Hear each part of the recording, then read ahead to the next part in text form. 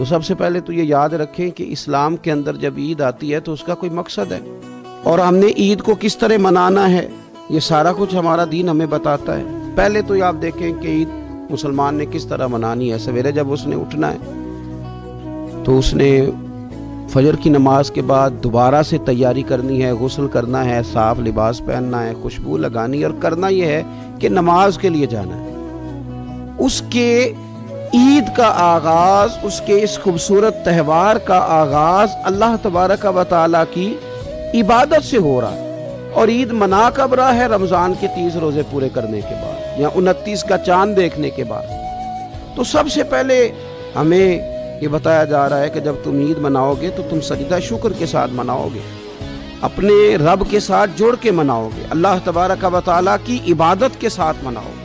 اس میں کوئی شور و غوغا نہیں، کوئی ریلیاں نہیں، کوئی جلوس نہیں، کوئی پٹاخے نہیں، کوئی گانا باجا نہیں، اللہ کی عبادت کے ساتھ بتایا جائے گا کہ تمہارا جو تہوار ہے وہ تہذیب کا، شائستگی کا، خوبصورتی کا، نظم و نسق کا ایک بہترین ذریعہ۔ تم بڑے راضی جب ہوگے تو پھر بھی تم اپنا ساری جھکاؤ گے رب کی بارگاہ میں، پھر بھی تم یہی کہو گے سبحان ربی العظیم، پھر بھی تم یہی کہو گے سبحان ربی الاعلیٰ، پھر بھی تم اس کی بارگاہ میں جبین نیاز جھکاؤ گے۔ پہلی بات۔ دوسری بات، ہمیں پیغام عید یہ ہے کہ یہ جو تمہارے پاس عید کا دن آیا ہے یہ اجتماعیت کا دن ہے۔ آپ جب صف میں کھڑے ہوں گے نماز عید کے لیے تو کیا امیروں کی صفیں علیحدہ ہوں گی؟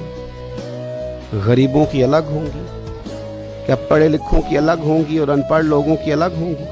کیا قبیلوں کی الگ ہوں گی اور دوسرے قبیلے کی الگ ہوں گی؟ ایسا نہیں، ایک ہی صف میں کھڑے ہو گئے محمود و ایاز، نہ کوئی بندہ رہا نہ کوئی بندہ نواز، صاحب و محتاج و غنی ایک ہوئے، اور تیری سرکار میں پہنچے تو سبھی ایک ہوئے۔